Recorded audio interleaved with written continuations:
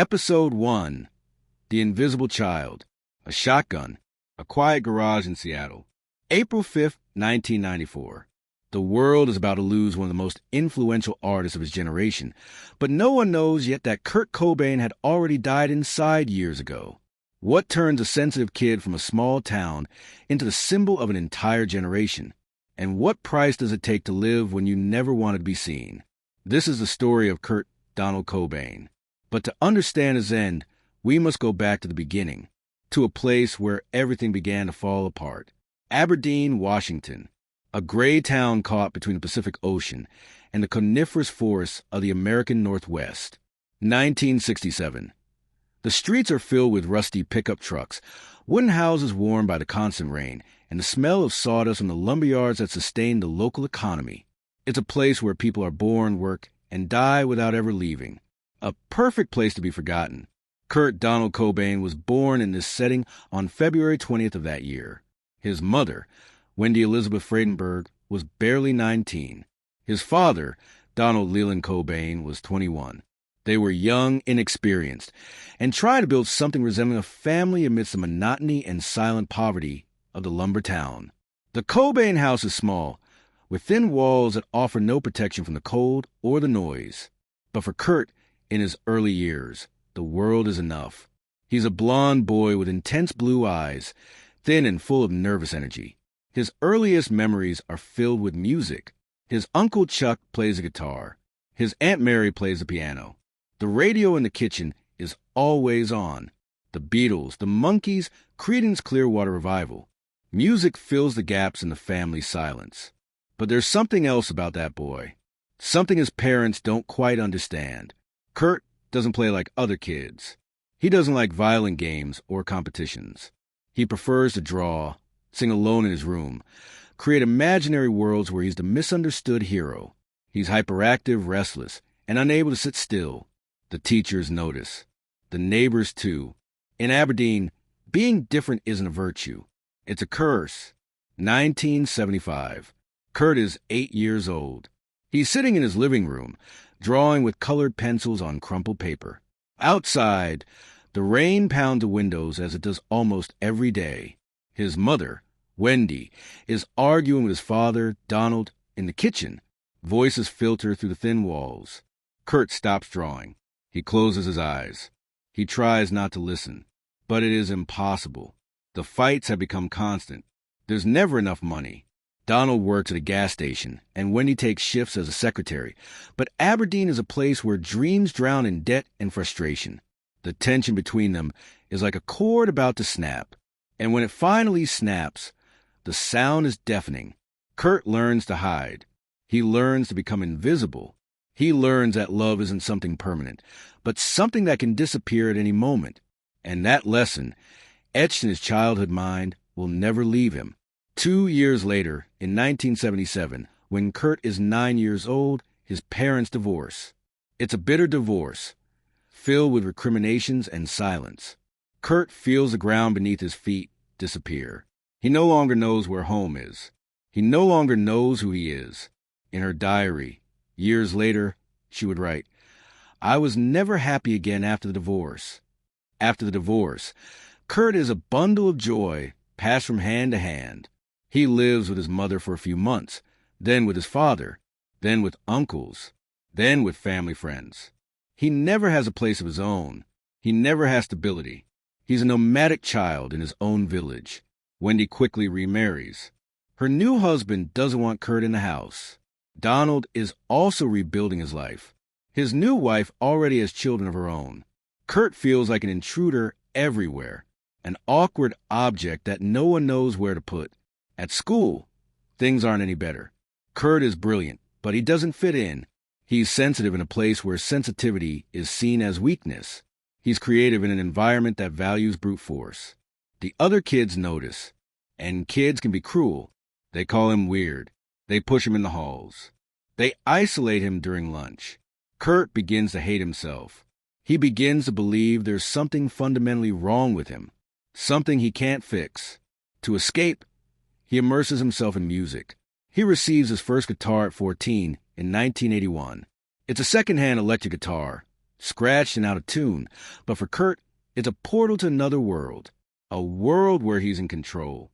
A world where he can scream without anyone silencing him. He learns to play by ear. He copies songs by AC/DC, Led Zeppelin, Black Sabbath, but he's not interested in polished melodies. He's interested in noise, distortion, chaos. He's interested in finding beauty in the broken. 1983. Kurt is 16 years old. He's in the bedroom of his friend Buzz Osborne, the drummer for a local band called the Melvins. The room smells of cigarettes and damp. The walls are covered with posters of bands Kurt has never heard of: Black Flag, Dead Kennedys, Flipper, The Stooges. Buzz puts on a record. The sound coming out of the speakers is brutal, dirty, furious. There's no virtuosity, no complex guitar solos, just pure rage, compressed into simple chords and ragged screams. It's punk rock, and for Kurt, it's a revelation. For the first time in his life, Kurt hears music that reflects exactly how he feels. Music that doesn't try to be beautiful. Music that embraces pain, alienation, anger. Music that says, it's okay to be fucked up. It's okay to not fit in. Kurt consumes everything he can. He immerses himself in the underground. He discovers bands like Sonic Youth, the Pixies, and the Butthole Surfers. He discovers that there's a parallel world outside the charts, where music is visceral, honest, and dangerous. And he wants to be a part of it. But Aberdeen has no music scene. No clubs. No studios. Nothing. Kurt feels trapped like an animal in a cage that's too small. He needs to get out. He needs to escape. But he doesn't know how.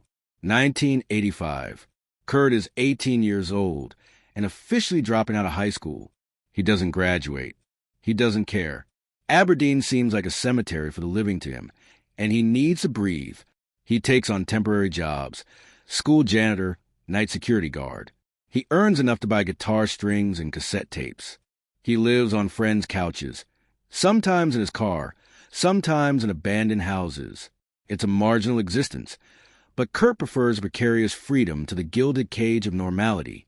He formed his first band with Chris Novoselic, a tall, lanky young man who also plays bass and shares his love of punk. They call themselves Fecal Matter. They recorded a demo at Chris' aunt's house using a 4-track recorder. The quality was terrible, but the intensity was real. The songs spoke of alienation, suicide, and emotional violence. They were songs written from the gut, not the brain. The demo goes nowhere. No one in Aberdeen is interested, but Kurt already has his destiny clear. He's going to make music. He's going to shout everything he has inside. And if no one listens, at least he'll have tried to be honest. 1987. Kurt and Chris renamed their project. They're now called Nirvana. It's a name that suggests peace, transcendence, liberation. An ironic name for the brutal music they're creating. They travel to Seattle whenever they can. The city is 2 hours from Aberdeen, but for Kurt, it's another planet. Seattle has a vibrant underground scene. There are clubs like the Central Tavern and the Vogue. There are independent record labels like Sub Pop. There are bands like Soundgarden, Mudhoney, and Green River who are inventing a new sound. Heavy like metal, raw like punk, dark like grunge. Nirvana plays in basements, garages, and bars that barely have a stage. The audience is usually 10 or 15 people, most of them drunk. But Kurt doesn't do it for fame. He does it because he needs to get everything out. He needs to transform his pain into something tangible. The first shows are chaotic. Kurt smashes his guitar. He jumps off the stage. He screams until he's speechless. Chris jumps around and swings his bass like a weapon. The music is loud, uncontrolled, visceral. It's the opposite of perfect, and that's precisely why it works. As Kurt and Chris rehearse in a damp, wire-strewn garage, they know they need a drummer. They've tried several, but none of them match the vision. Until they meet Chad Channing, a competent drummer, but one who lacks the intensity they're looking for. For now, he'll do. Nirvana begins recording. In 1988, they record their first single on the Sub Pop label, Love Buzz / Big Cheese. The recording is fast, cheap, and raw. Sub Pop has little money, but a lot of ambition. They are building a movement. They are selling an image. Seattle as a new capital of underground rock. Kurt hears his recorded voice for the first time. It sounds fragile and fierce at the same time. It sounds like him. And for the first time in years, he feels something resembling hope. But hope comes at a price. To play more, you need more time. To have more time, you need to leave stable jobs. To leave jobs, you need to risk everything. Kurt decides to take the risk because deep down, he's never had anything to lose. 1989. Nirvana enters a small studio in Seattle called Reciprocal Recording. They have a ridiculous budget, $600. They have 30 hours to record a full album. There's no room for error. There's no room for perfection. The sound engineer is Jack Endino, a guy with experience in underground bands. He understands the sound Kurt is looking for, dirty, direct, without embellishment. They record quickly, without thinking too much. Kurt sings as if he's bleeding. The guitars sound like chainsaws. Chad's drums are simple but effective. The result is Bleach, Nirvana's debut album. 11 sludge punk songs. Songs about existential nausea, loneliness, self-destruction. About a Girl is the only one with a sweet melody, hidden beneath layers of distortion. Sub Pop released the album in June of that year. They sold a few thousand copies, mainly on the underground circuit. Critics took note. Sonic Youth mentioned it in interviews. There's something about Nirvana that sounds different, something that goes beyond grunge. There's real emotion. Kurt doesn't allow himself to celebrate. He knows this is just the beginning. He knows he has more to say. But for the first time, he feels like someone is listening. With Bleach under their belt, Nirvana begins touring. These aren't glamorous tours. They're traveling in a rickety van, sleeping in strangers' apartments, eating out of vending machines. They play in small towns across the United States where no one knows them. They play in damp basements, in empty bars, in spaces that smell of stale beer. Kurt lives on the edge. He drinks too much. He smokes too much. He barely eats. His stomach hurts constantly, a chronic pain that will never go away and that he will drown in the years to come with something much worse. But on stage, Kurt is alive. It's where everything makes sense. It's where his anger, his sadness, his confusion become powerful. It's where, for a few minutes, he doesn't feel invisible. By late 1989, the tension within Nirvana was evident. Chad Channing was a good drummer, but he didn't have the aggressiveness Kurt needed. The chemistry wasn't there. Arguments became more frequent. Finally, in mid-1990, Chad left the band. Kurt and Chris need to replace him. They need someone who understands the intensity, the controlled violence, the dynamic between gentleness and explosion that Kurt is beginning to master. So, someone tells him about a drummer in Washington, D.C., a guy who plays in a hardcore band called Scream, a guy who hits the drums like he wants to go right through them. His name is Dave Grohl. Dave Grohl agrees to join Nirvana. He doesn't know he's just joined the band that will change rock forever. He doesn't know Kurt Cobain is about to write the songs that will define a decade. And no one, absolutely no one, knows that the invisible boy from Aberdeen is about to become the voice of a generation that never asked to be heard. But before the glory comes the storm. And Kurt can already feel it. Episode 2, Nevermind, The Shot, September 1990. A ramshackle house in Olympia, Washington. Kurt Cobain sits on the floor of an unfurnished living room, tuning his guitar. Beside him, Chris Novoselic reviews the night set list. In front of them, a 21-year-old with long hair and a confident smile hits a practiced snare drum. It's Dave Grohl, and he's about to change everything. Dave arrived in Seattle with a backpack and an unstoppable attitude. He comes from the Washington, D.C. hardcore scene where he played with Scream for years. He's lived in chaos. He's slept on the floors of punk clubs. But he's never felt the musical chemistry he feels now with Kurt and Chris.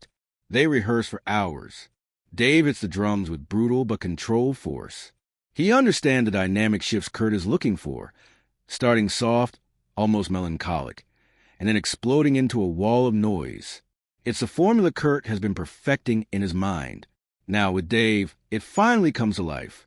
They play together for the first time in a small club in Olympia, 10 people in the audience. But when Kurt screams, Dave thumps, and Chris thumps the bass, the room transforms. There's magic. There's danger. There's something you can't fake. Kurt feels it. This is the ultimate lineup. Winter of 1990.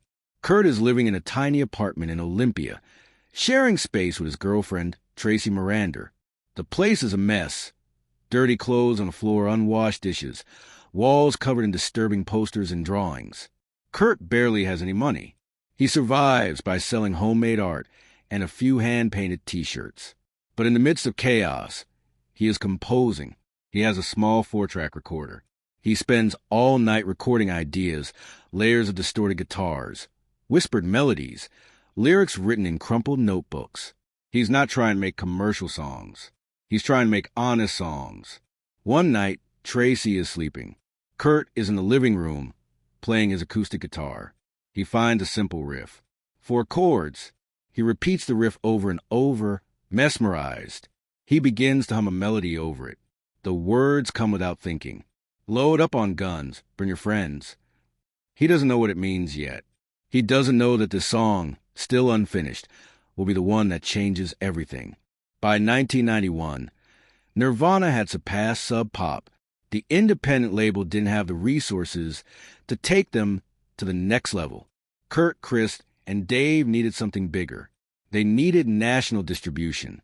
They needed a push into the mainstream. They began receiving offers from major labels. It's ironic. Kurt always hated corporate rock, manufactured bands, soulless music. But he also knows that if he wants to be heard, if he wants his message to reach beyond the underground, he needs to play the game. Eventually, they signed with DGC Records, a subsidiary of Geffen. It was a risky decision. Many in the punk scene saw them as sellouts. But Kurt wasn't interested in ideological purity. He was interested in shouting loud enough that no one could ignore him. In April 1991, Nirvana entered Sound City Studios in Los Angeles to record their second album. The producer was Butch Vig, a guy with experience in alternative bands. Butch understood Nirvana's sound. It needed to be powerful, but also accessible. It needed to maintain its rawness, but smooth the edges enough to be played on the radio. Sound City Studios is a legendary place. Fleetwood Mac recorded there. Tom Petty did too. Now, 3 guys from Seattle are there, trying to capture the rage of a generation. Kurt is nervous. He doesn't like the idea of losing creative control. He doesn't like the idea of someone else telling him how his songs should sound. But Butch Vig is patient. He's not trying to turn Nirvana into something they're not. He's trying to amplify what they already are. They record Smells Like Teen Spirit in just a few takes. Dave pounds the drums with devastating precision. Chris rattles the bass in his gut. Kurt sings a mix of fury and desperation, his voice raspy and vulnerable at the same time. When they're done, they know they've got something special. But they don't know how special. They record the rest of the album in 2 weeks. In Bloom, Come As You Are, Lithium, Polly. Each song is a different portrait of pain. Pain from childhood abuse. Pain from romantic disappointment. Pain from feeling trapped in a world that doesn't make sense. But there's something else to those songs. There are melodies. There are catchy hooks beneath the distortion, and that makes them dangerous.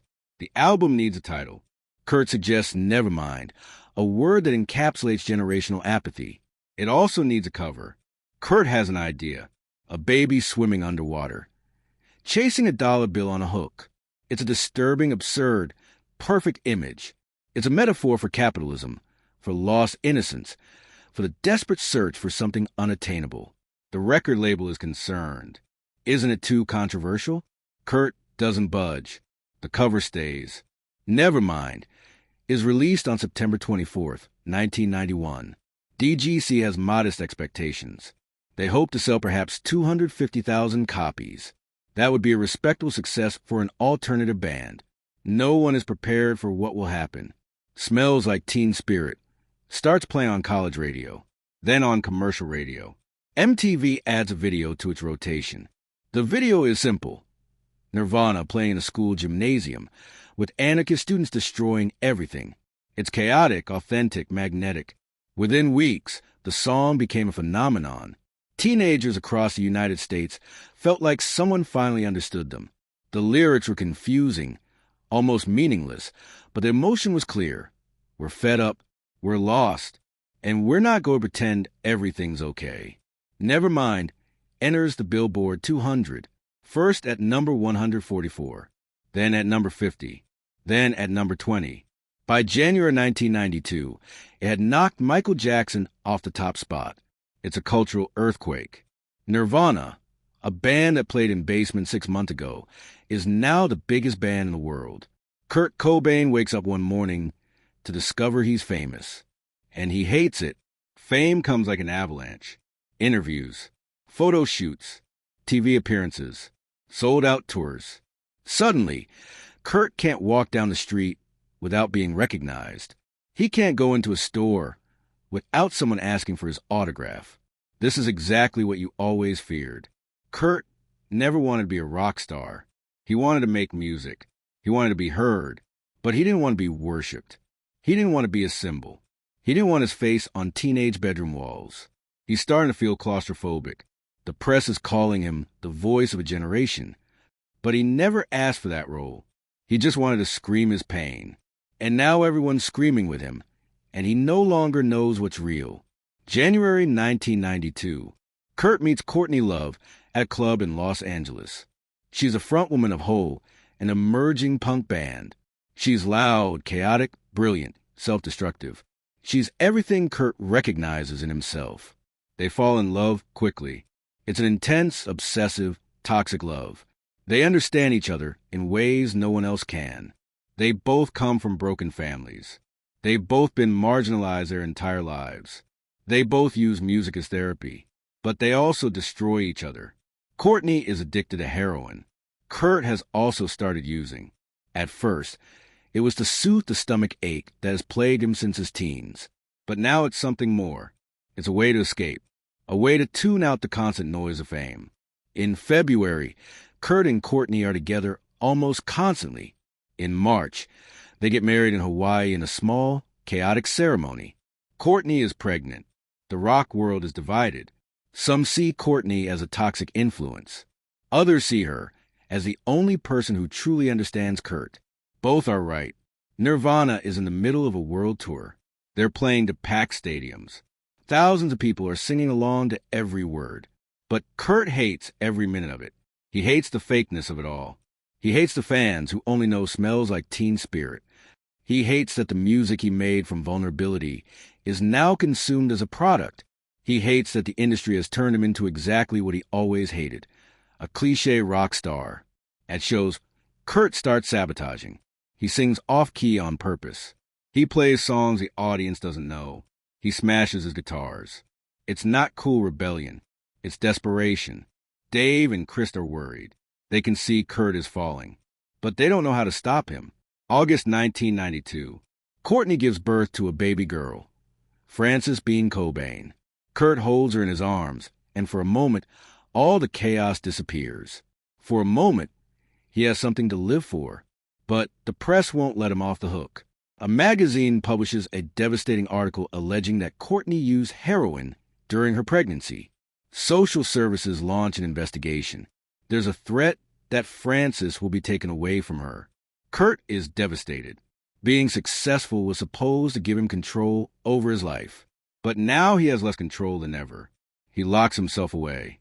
He sinks deeper into drugs. And while the world sings his songs, Kurt fades into darkness. Nevermind will sell more than 30 million copies. It will change the sound of rock forever. It will make Kurt Cobain a legend. But legends aren't people. They're symbols. And Kurt never wanted to be a symbol. Now he's trapped. And the only way he knows to escape is to destroy himself. The world adores him, but he hates himself. And that's just the beginning. Episode 3. In Utero, The Dirty Scream. 1993.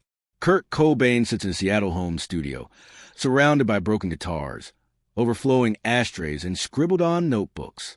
Frances Bean sleeps in the next room. Courtney is on tour with Hole. Kurt is alone, and he likes solitude more than crowds.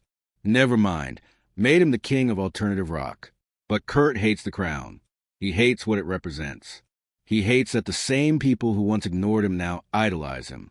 He hates that his music, made from authenticity, is now playing in shopping malls and on TV commercials.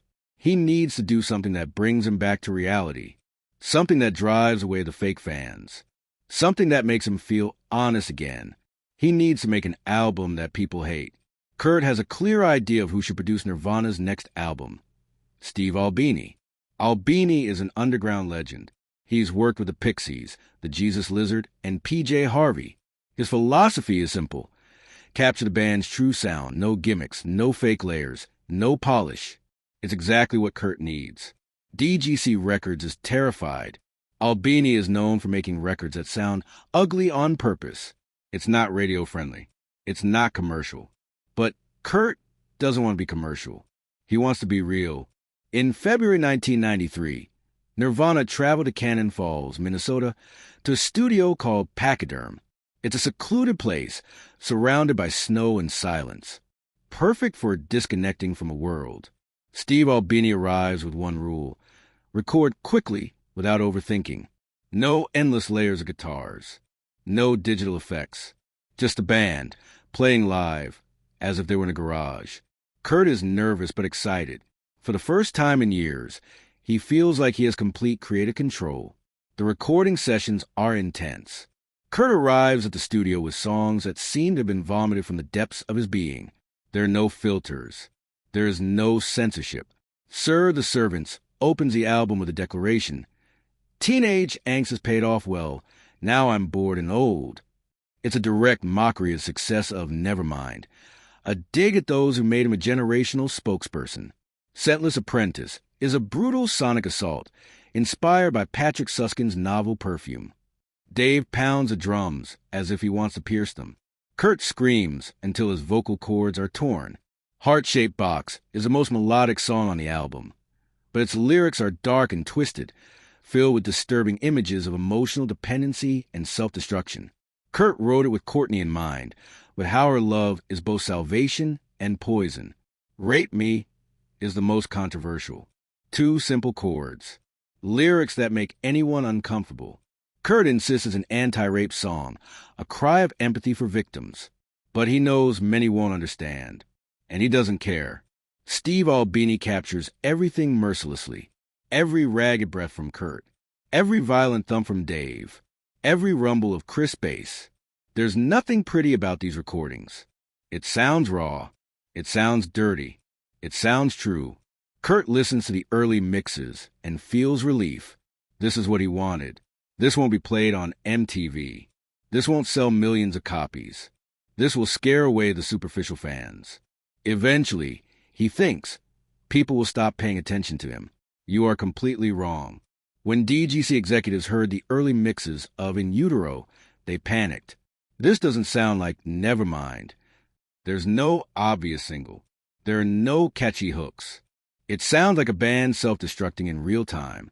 They asked Kurt to re-record some songs, to polish the sound, to make it more accessible.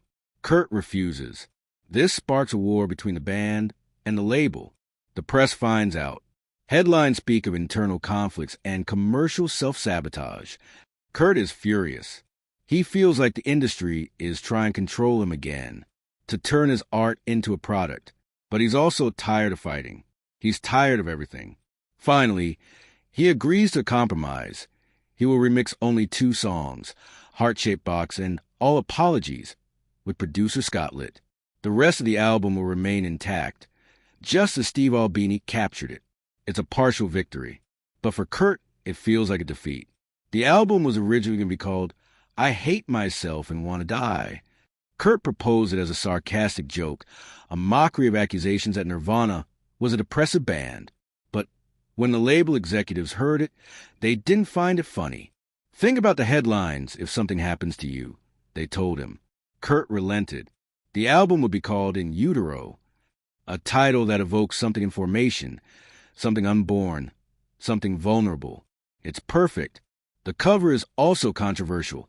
A transparent anatomical model with angel wings, surrounded by orchids and fetuses. It's disturbing. It's beautiful. It's exactly what Kurt wanted. Something that makes you uncomfortable. In Utero was released on September 21st, 1993. Critics are divided. Some call it a raw and honest masterpiece.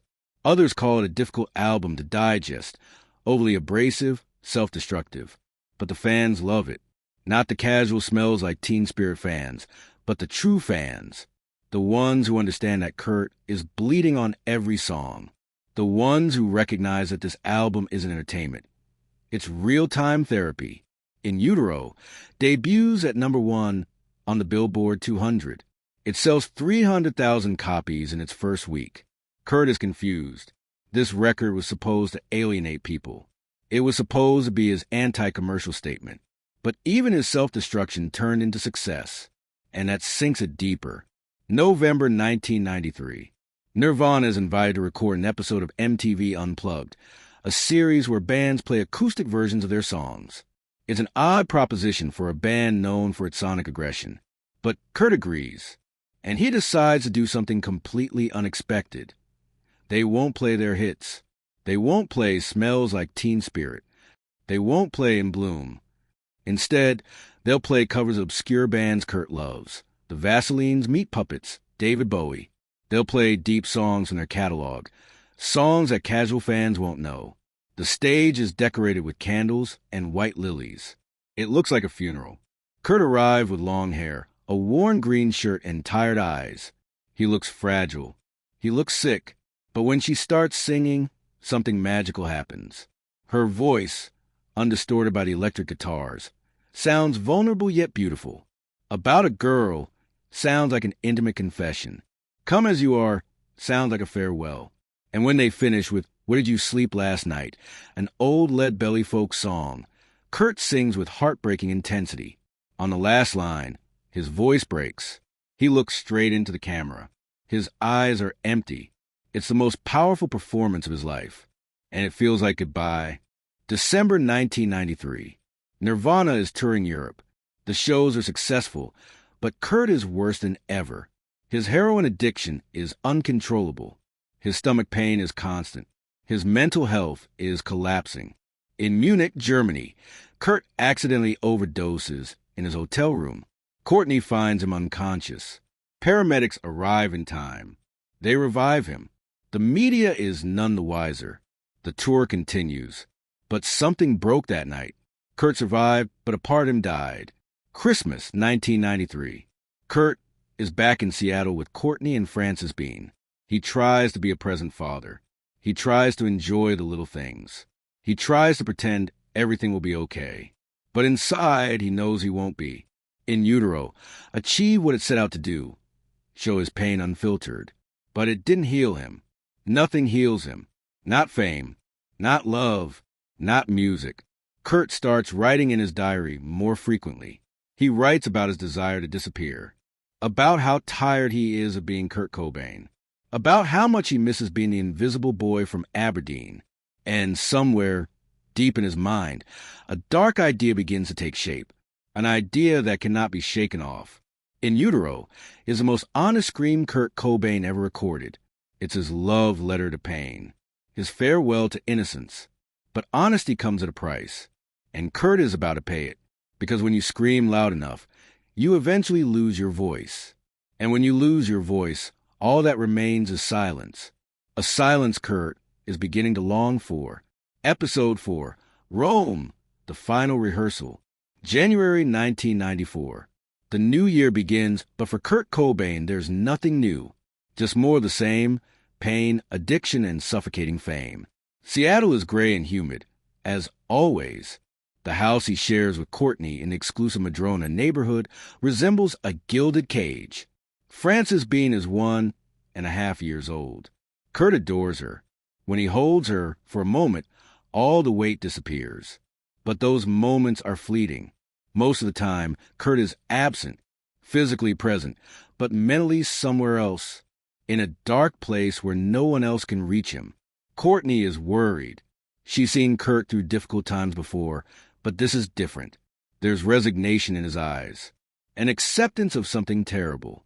She doesn't know what it is yet, but she can feel it. February 1994. Nirvana embarks on what will be their final European tour. The band is promoting in utero, but Kurt doesn't want to be there. He doesn't want to play. He doesn't want to pretend. He just wants to disappear. The shows are mechanical.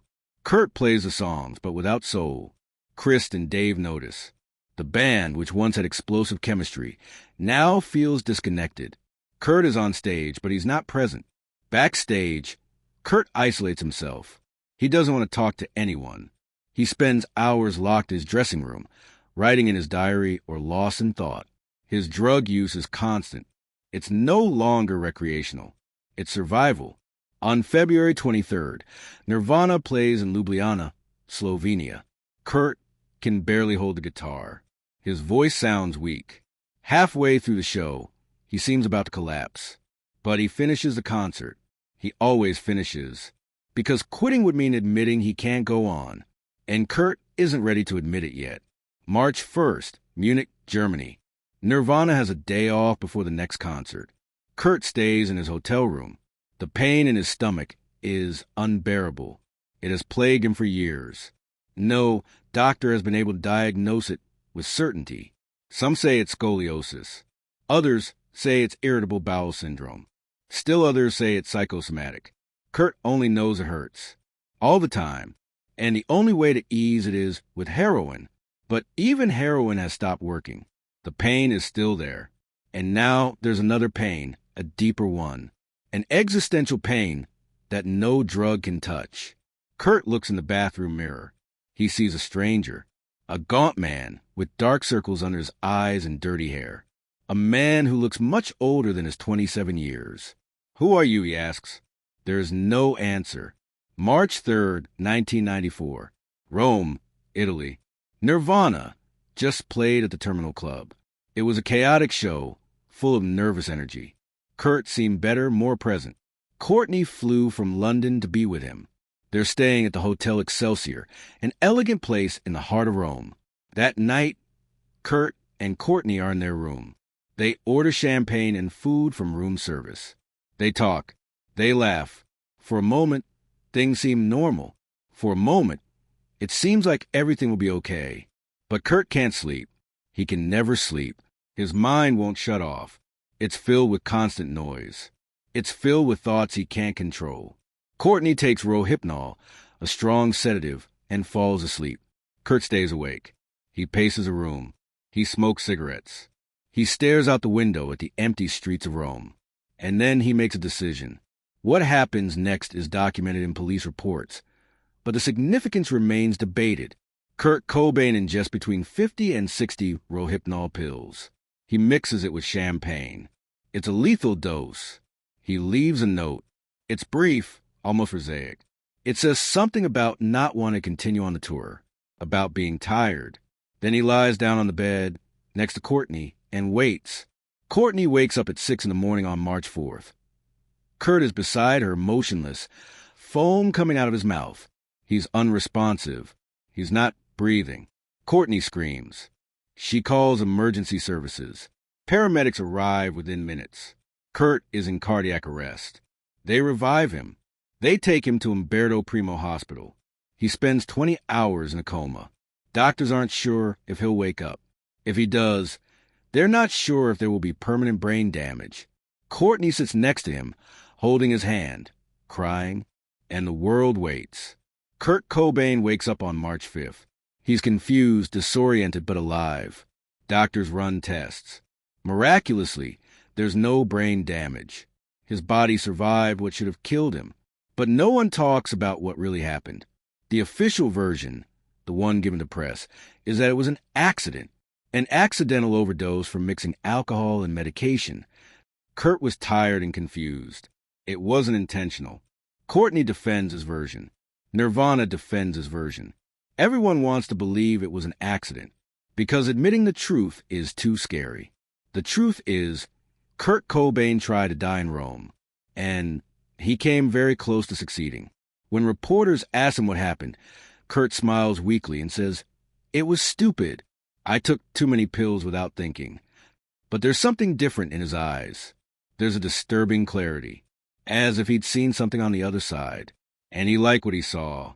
The European tour is immediately canceled. Nirvana announces that Kurt needs time to recover. The band returns to the United States. Kurt and Courtney fly back to Seattle. The incident in Rome is briefly reported in the media, but doesn't generate much controversy. Most fans view it as a scare, a reminder that Kurt needs to take better care of himself. No one understands that it was a rehearsal, a first attempt. Nobody except Kurt. Back in Seattle, Kurt locks himself away. He doesn't want to see anyone. He doesn't want to talk.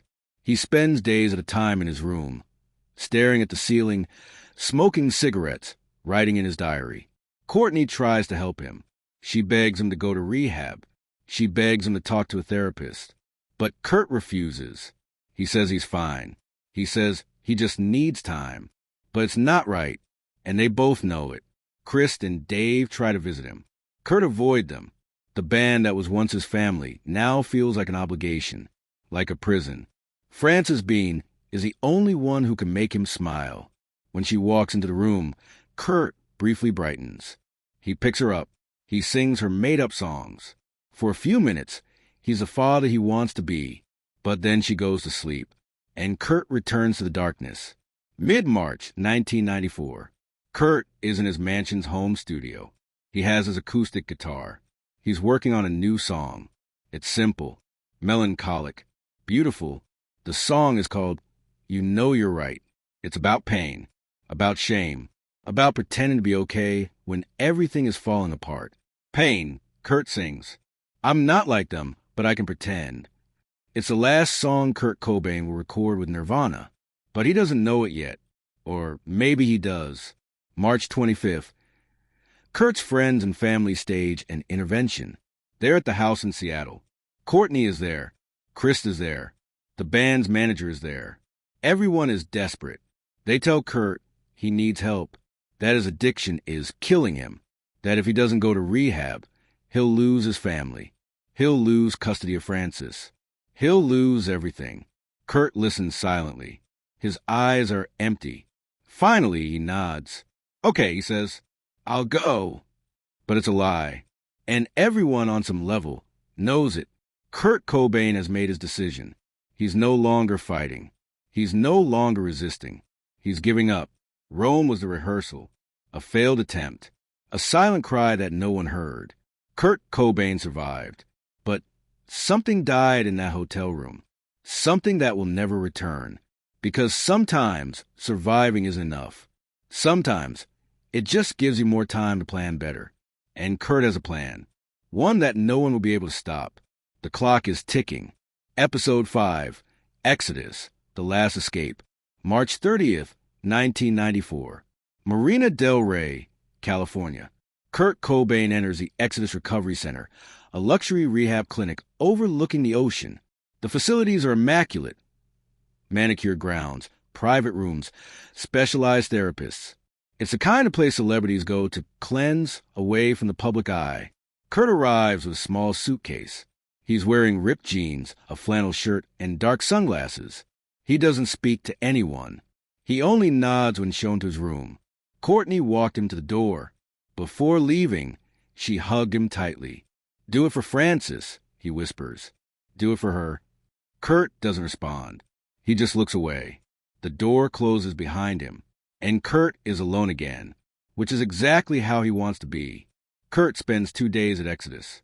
He attends the group sessions, but doesn't participate. He sits in the back of the room, arms crossed, staring out the window. The other patients try to include him. The therapists try to get him to talk. How are you feeling today, Kurt? Silence. Is there anything you want to share? Silence. Kurt isn't there to heal. He's there because he was forced to, because it was that or lose everything. But he's already lost everything. There's nothing tying him to the world anymore, except Frances. And in his twisted mind, Kurt starts to convince himself that she'll be better off without him, that everyone will be better off without him. April 1st, 1994, 6 in the evening. Kurt is smoking a cigarette on the patio at Exodus. The ocean breeze is gentle. The sky is turning orange. It's a beautiful moment, and Kurt decides it's time. He jumps over the 2-meter fence surrounding the clinic. It's easy. No one is watching him closely. He walks toward the street, hands in his pockets, as if he's just taking a stroll. He calls a taxi from a payphone. He asks the driver to take him to the Los Angeles airport. He has no luggage. He has nothing except his wallet and a pack of cigarettes. The Exodus staff doesn't realize he's missing until hours later. By then, Kurt is already on a flight to Seattle. He's escaped, and no one knows where he is. Kurt lands in Seattle late at night on April 1st. He takes another taxi. He asks the driver to drop him off in the Capitol Hill neighborhood, a bohemian area full of cafes, record stores, and dark bars. He walks the streets with his hood up. No one recognizes him. Or maybe they recognize him and decide to leave him alone. That's Seattle. Respect privacy. Kurt walks into a bar. He orders a whiskey. He drinks it alone at a table in the back. He watches people laugh, talk, live, and he feels completely disconnected, as if he's seeing the world through glass. It doesn't belong. It never belonged. Kurt can't go home. He knows Courtney is looking for him. He knows she'll find him if he goes there. He needs time. He needs space. He needs to prepare. He checks into the Marco Polo Hotel, a cheap place near downtown Seattle. He uses a fake name. He pays in cash. The desk clerk doesn't even look at him. Her room is small, with a single bed, an old television, and stained curtains. It smells of damp and tobacco. It's perfect. Kurt sits up in bed. He takes out his journal, and he starts writing. He doesn't write songs. He writes a letter, an explanation, a farewell. Kurt spends the next few days in the shadows of Seattle. No one knows exactly where he went. There are reports that he's been seen in various places, a gun shop, a park, a cafe. But they're only fragments, pieces of a puzzle that no one will ever fully put together. What we do know is that Kurt bought a shotgun, a Remington 20 Model M 11. He bought it legally using his license. The seller will later say that Kurt seemed calm. He said he wanted it for protection. No one questioned why one of the world's most famous rock stars needed a shotgun. Courtney is desperate. Kurt disappeared from rehab, and no one knows where he is. She calls all of Kurt's friends. Call Chris. Call Dave. No one has seen him. He hires a private investigator, Tom Grant, to find him. Grant begins tracking Kurt's movements. He talks to hotel employees. He reviews credit card records. But Kurt is careful. He leaves no clear trail. Courtney also places an ad on the local radio station, pleading with Kurt to come home. Her voice is cracked and desperate. Kurt, please. Francis needs you. I need you. Please come back. But Kurt isn't listening to the radio. He's somewhere else. Somewhere where the voices of the world no longer reach him. April 2nd or 3. The exact details are unclear. Kurt finally returns to his home in Madrona, but he doesn't go through the front door. He goes up to the garage above the house, a small studio where he sometimes practiced. The garage has a bed, some amplifiers, and boxes of old records. It's a space isolated from the rest of the house, perfect for not being disturbed. Kurt locks himself in there. He brings a shotgun. He brings heroin. He brings his diary. And he brings the letter he's been writing. The world keeps turning outside. But for Kurt, time has stopped. April 5th, 1994. No one knows exactly what Kurt did in his final hours. But we can imagine. Maybe he sat up in bed, staring out the window at Lake Washington. Maybe he smoked cigarette after cigarette. Maybe he heard music in his mind, the songs he never got around to writing. Maybe he thought about Frances, about how her blonde hair shines when the sun hits it, about how she laughs when he makes silly faces at her. Maybe he cried thinking about everything she'll lose, about how she'll grow up without him. But he also thought about the pain, the constant, endless pain that has haunted him his entire life. Physical pain, emotional pain, the pain of existing in a world that never understood him. And he decided the pain had to end. Kurt Cobain takes one last dose of heroin, enough to numb everything, enough to stop him from feeling afraid. He loads the shotgun. He places it under his chin. And sometime on April 5th, 1994, Kurt Cobain pulls the trigger. The sound breaks the silence in the garage. But no one hears it. The house is empty. Courtney is out of town. The neighbors are too far away. Kurt Cobain, the invisible boy from Aberdeen, the genius who never wanted to be famous, the voice of a generation that never asked to be heard, is dead. He is 27 years old. Kurt's body will remain in that garage for 3 days. No one knows it's there. The world keeps turning, unaware that it has just lost one of its most important artists. But on April 8th, an electrician who came to install a security system looks out the garage window, and he sees something he'll never forget. The news is about to break the world. Episode 6, April 8th, 1994. 10 in the morning. Gary Smith, an electrician with Vika Electric, arrives at Kurt Cobain's mansion on Lake Washington Boulevard. He's been hired to install a security lighting system. It's a routine job, just another house on his list for the day. Gary walks around the property, evaluating where to place the lights. The house is stunning, modern, overlooking the lake, surrounded by tall trees. Everything is quiet, too quiet. When he arrives at the garage, he notices something strange. The door is closed, but there's a small window at the top. Gary approaches. He stands on his tiptoes. He looks inside, and his world stops. There's a body on the floor, a man lying face up. There's blood. There's a shotgun, and Gary knows immediately that he's watching a death scene. He doesn't recognize who he is. He just knows he needs to call the police. Now, 10:29 in the morning, Gary Smith dials 911 on his cell phone. His voice is shaky but clear. There's a body in a house. It looks like a suicide. There's a shotgun. The operator asks him questions. Where is he? Are you sure the person is dead? Is there anyone else on the property? Gary answers mechanically. Yes, he's sure. No, there's no one else. Yes. He'll wait for the police to arrive. Within 8 minutes, patrol cars arrive on the scene. 2 officers in a garage. They confirm what Gary saw. A man dead from a self-inflicted shotgun wound. There's a note near the body. There are drugs. There's a wallet with ID. And when they read the name, everything changes. Kurt Donald Cobain. 11:30 in the morning. The news begins to filter through. First through police scanners. Then among local reporters. Someone at radio station KXRX hears the name Kurt Cobain on police broadcasts. They mention it on air. Unconfirmed reports say Nirvana frontman Kurt Cobain has been found dead in his Seattle home. The station phone starts ringing. Is it real? Is it a hoax? Can anyone confirm it? No one can. Not yet. But the news is spreading like wildfire. From station to station. From newspaper to newspaper. Within an hour, every media outlet in Seattle is talking about it.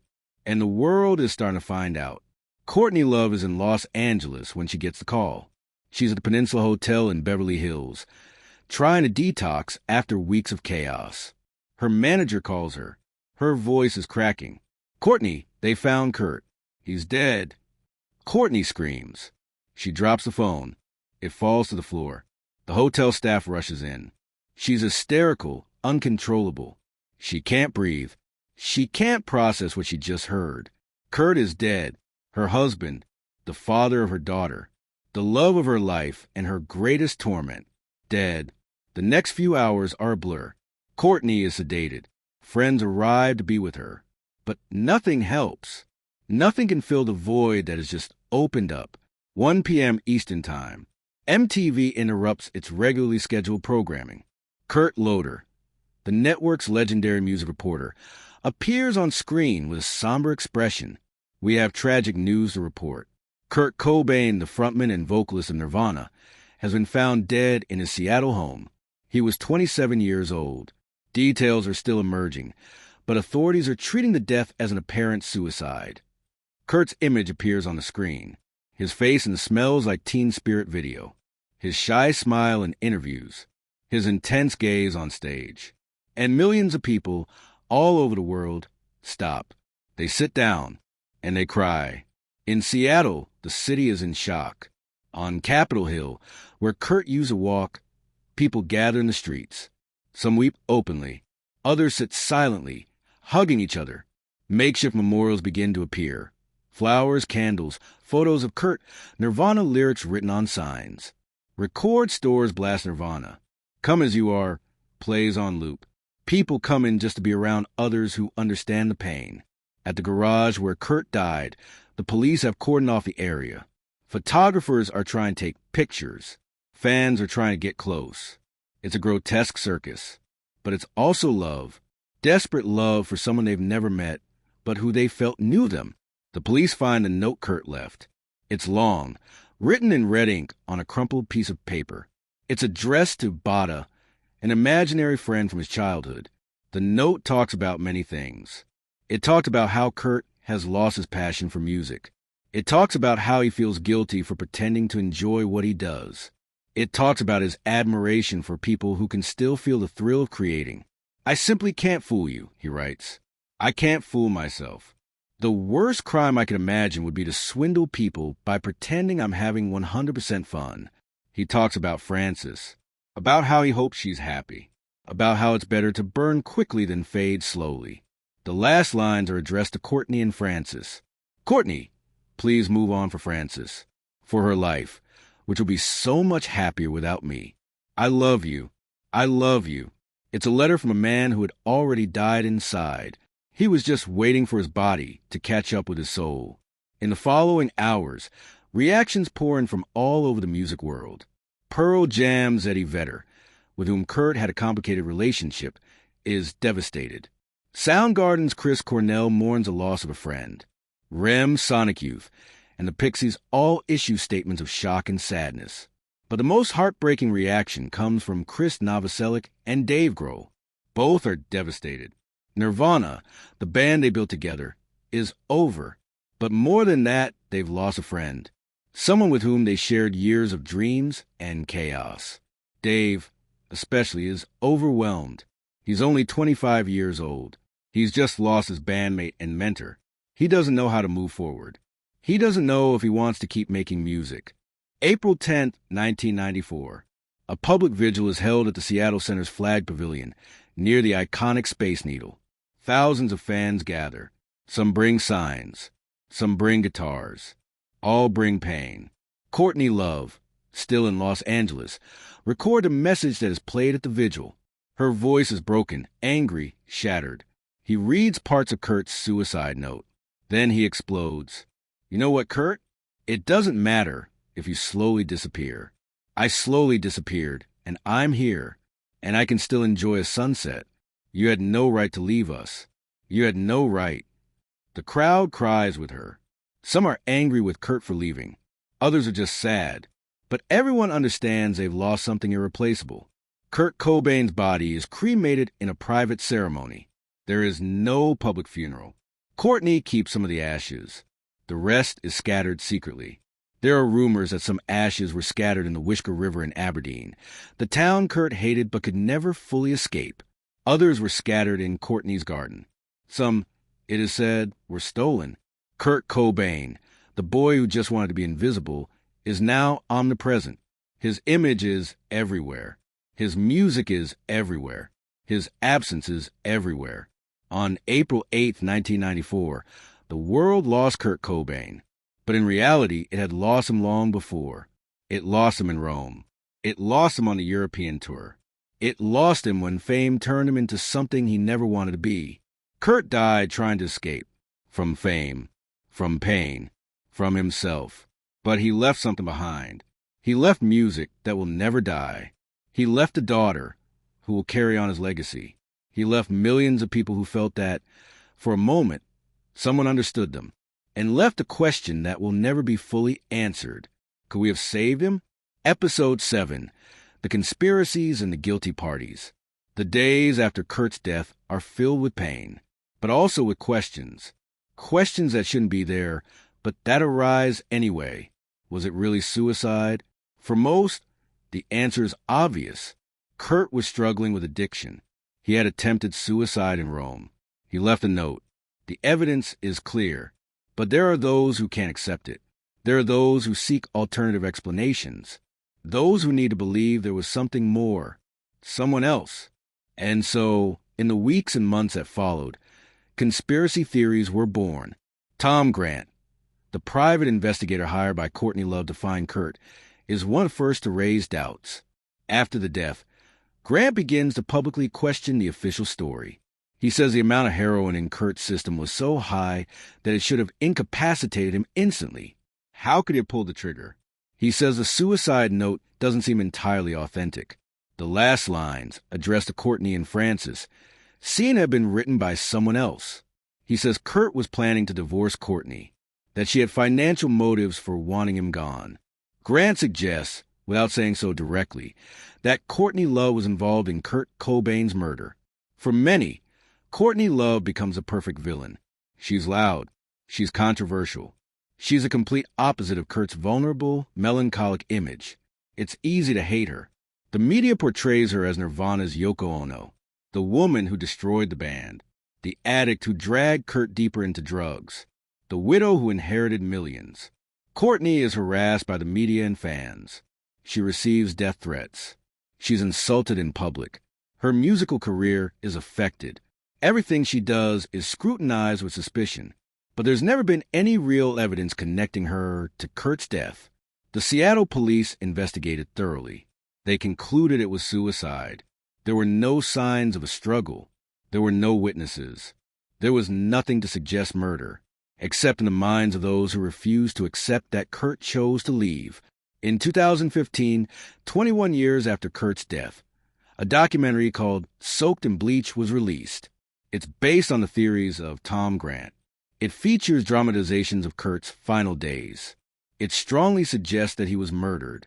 The documentary is watched by millions. It rekindles conspiracy theories. Internet forums explode with debate. Was it suicide or murder? Did Courtney have something to do with it? Was there a conspiracy to silence Kurt? But forensic experts have reviewed the case time and again. They all come to the same conclusion. Kurt Cobain took his own life. Conspiracy theories are tempting because they offer simple answers to complex questions. But the truth is rarely simple. Kurt Cobain died at the age of 27, the same age at which Jimi Hendrix, Janis Joplin, Jim Morrison, Brian Jones, and years later, Amy Winehouse died. It's a macabre coincidence. Some call it the 27 Club. An invisible curse that haunts young artists. Brilliant talent snuffed out too soon. But it's not a curse. It's a pattern of early fame, extreme pressure, unlimited access to drugs, and a lack of effective support systems. It's the result of an industry that consumes its stars and spits them out when they can no longer produce. Kurt didn't die from a curse. He died because no one knew how to save him, because he didn't know how to save himself. After Kurt's death, many blamed themselves. Chris Novoselic wonders if he could have done more. Dave Grohl wonders if he saw the signs and ignored them. Courtney lives with guilt every day. But the truth is, no one can save someone who doesn't want to be saved. Kurt was at war with himself.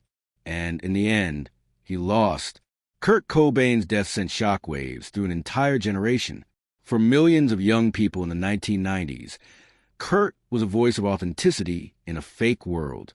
He was proof that you could be weird, sensitive, broken, and still matter. His death reminded them that pain is real, that depression can kill, that you need to ask for help. In the following years, youth suicide rates increased. Some studies suggested that Kurt's death had a copycat effect. Vulnerable teenagers saw his death as a glorified escape, but there was also a silver lining. Kurt's death opened up conversations about mental health, about addiction, about the pressure of fame, about how society treats people who don't fit in. Frances Bean Cobain was only a year and a half old when her father died. She has no real memories of him, only photos, videos, other people's stories. She grew up in the shadow of a ghost, the ghost of the most famous man she'd never met. For years, she struggled with her own identity, under the pressure of being Kurt Cobain's daughter. She had a complicated relationship with Courtney, drug problems, legal issues, but she eventually found her own path. She became a visual artist. She retreated from the public eye. She learned to live as Frances, not as the daughter of a legend. In rare interviews, She speaks of her father fondly, but also honestly. She says she's grateful for his music, but she's also angry about what he did, for choosing to leave, for leaving her. It is a pain that will never fully heal. After Kurt's death, Nirvana officially ended. Chris and Dave continued their musical careers. Chris formed several bands, including Eyes Adrift and John Goth Dave Grohl founded Foo Fighters, which became one of the biggest rock bands in the world. But Nirvana, the band that changed rock, remained frozen in time, a perfect trio that could never be replicated. In 2014, Nirvana was inducted into the Rock and Roll Hall of Fame. Chris, Dave, and several guest musicians performed in Kurt's honor. Courtney and Francis were also in attendance. It was a celebration, but it was also a funeral. Today, 30 years after his death, Kurt Cobain is more famous than ever. His image is on T-shirts. His music is streamed millions of times a day. He's a cultural icon, but it's also a commodity. Exactly what he always hated. His legacy is complicated. He is the artist who rejected fame, but embraced it enough to change the world. He is the man who spoke of authenticity, but lived in constant contradiction. He is the hero who became a victim of his own legend. And the question remains, was it worth it? Kurt created music that touched millions, but he died alone in a garage. Is that success? Or is it tragedy? Maybe it's both. Kurt Cobain wasn't killed by Courtney Love. He wasn't killed by the music industry. He wasn't killed by fame. He was killed by the same pain he always carried inside. The pain that made him a brilliant artist. The pain that, in the end, proved too strong for him. And now, 30 years later, we're still looking for answers. We're still looking for someone to blame. But perhaps the most painful truth is that there is no villain, just a broken man who can no longer go on, and a generation that will never stop missing him. Episode 8. The Eternal Echo. Aberdeen, Washington. The town Kurt Cobain hated. The town that made him feel invisible. The town he spent his entire life trying to escape. After his death, Aberdeen didn't know how to react. For years, the town almost ignored its most famous son. There were no statues, no memorial plaques. Some residents even blamed Kurt for giving the town a bad reputation with his songs about poverty and hopelessness. But eventually, Aberdeen embraced his legacy. Today, there's a memorial park. There are murals. There's a small museum. Tourists from all over the world visit the town to walk the streets where Kurt walked. It's ironic. Kurt spent his life trying to get out of Aberdeen. And now Aberdeen lives on in his name. Nevermind has sold more than 30 million copies worldwide. In Utero sold millions more. Nirvana's songs have been streamed billions of times on digital platforms. Smells Like Teen Spirit remains a generational anthem. Come As You Are continues to comfort the lonely. Lithium remains a perfect soundtrack to teenage confusion. Kurt's music outlived Kurt, and it will continue to outlive him long after everyone who knew him has died. 2. Because that's what great music does. It transcends time. It transcends death. Kurt's death forced the music industry to take a look in the mirror. Not for long, but for a moment, there was introspection. There were conversations about artists' mental health, about pressure, about how record labels exploit young stars and discard them when they're no longer profitable. But let's be honest, the industry hasn't changed much. It still consumes artists. It still glorifies self-destruction. It still prioritizes profit over well-being. And we keep losing artists. Amy Winehouse, Mac Miller, Lil Peep, Avicii, the list goes on. Every time we're surprised. Every time we wonder how it happened. And every time we don't do enough to prevent it from happening again. The fans who mourned Kurt's death in 1994 are now 40 and 50 years old. They're parents. They're professionals. They're adults with responsibilities. But they still remember where they were when they found out. They still remember how they felt, as if they'd lost a friend they'd never met. And now they're sharing Kurt's music with their own children. A new generation discovering Nirvana, finding solace in the same songs that comforted their parents. Pain is transgenerational, but so is beauty. In Kurt's personal files, found years after his death, there are letters he never sent. Letters to friends. Letters to Francis. Letters to no one in particular. One of them says, "I don't want to be remembered as a rock star.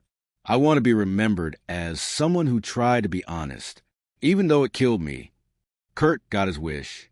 He's remembered as honest. Brutally honest. So honest it hurt. And yes, that killed him." After Kurt's death, thousands of letters poured into Nirvana's office. Letters from fans sharing their own stories, their own struggles with depression, addiction, suicidal thoughts. "Kurt made me feel like I wasn't alone," wrote one. "His songs saved me when no one else could," wrote another. "I wish someone had saved him," wrote a third. Those letters revealed something powerful. Kurt Cobain connected with millions because he was vulnerable, because he didn't pretend to have all the answers, because he admitted he was broken. And in that vulnerability, people found strength. Ironic, isn't it? The man who felt weakest was the one who gave strength to others. "You Know You're Right" was the last song Kurt recorded with Nirvana. It was recorded in January 1994, just months before his death. For years, it remained locked in a vault, mired in legal battles between Courtney and the surviving members of Nirvana over the rights to the band's recordings. Finally, in 2002, the song was released as part of a Nirvana Greatest Hits compilation. When the world heard it, it was chilling. "I'm not like them, but I can pretend," Kurt sings. "Pain, pain, pain." It's a farewell disguised as a song. A final cry from someone who had already decided to leave. The production is raw. Kurt's voice is broken. It's perfect in its imperfection. And it's heartbreaking. Listening to that song is like listening to a ghost, an echo of someone who knew their time was up. Grunge as a cultural movement died with Kurt Cobain. Not immediately. Bands like Pearl Jam, Soundgarden, and Alice in Chains continued, but the spirit was gone. Grunge was authentic because it came from necessity, not calculation. It was real because the artists weren't trying to be famous. They were just trying to survive. When Kurt died, the industry saw an opportunity. It started manufacturing grunge bands. It started packaging angst as a product. And in the process, it killed authenticity. By 1997, grunge was dead, replaced by safer pop, by more commercial rock, by more controllable artists. Kurt hated the idea of being a trend, and he was right. Trends die, but legends live on. It's the question everyone is asking. What would have happened if Kurt had survived? What if he had gone to rehab and thrived? What if he had found peace? Some imagine that Nirvana would have made more albums, that Kurt would have matured as an artist, that he would have found new ways to express himself. Others think he would have given up music, that he would have retired to become a full-time father, that he would have painted, written, lived a quiet life away from the spotlight. Dave Grohl, in an interview years later, said, "I think Kurt would have been a great father. I think that would have saved him. Francis was his reason for living." But there are also those who believe Kurt would never have found peace, that his pain was too deep, that sooner or later he would have ended the same way. The truth is, we'll never know. And maybe that's part of his legacy. Infinite potential. Forever frozen at the age of 27. The house where Kurt Cobain died still exists in Seattle. The garage where he took his life was demolished years later at Courtney's request. It was too morbid. Too many tourists trying to get in. Too many people trying to touch a piece of tragedy. But the main house remains. Privately owned. Guarded. A silent reminder that behind every legend lies a real life. And behind every myth lies a real death. Fans still visit the property. They leave flowers at the gate. They write messages on the sidewalk. "We miss you, Kurt. Thanks for the music. Rest in peace." It's a strange ritual. Worshipping the place where someone died. But it's human. It's how we try to connect with what we lost. Frances Bean Cobain, now in her 30s, has spoken publicly about her father in recent years.